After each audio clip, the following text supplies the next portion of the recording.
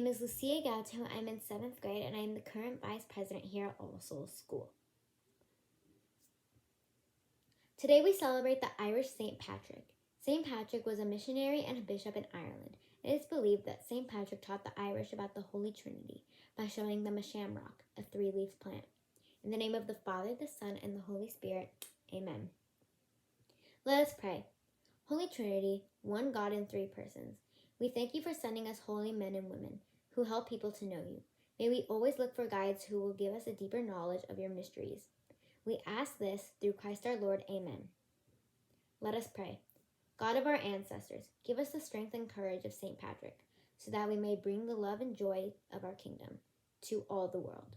We ask this through Christ our Lord, amen. In the name of the Father, the Son, and the Holy Spirit, amen. Dios te salve María, llena eres de gracia, el Señor es contigo, bendita tú eres entre todas las mujeres y bendito es el fruto de tu vientre Jesús. Santa María, Madre de Dios, ruega por nosotros pecadores, ahora y en la hora de nuestra muerte. Amén.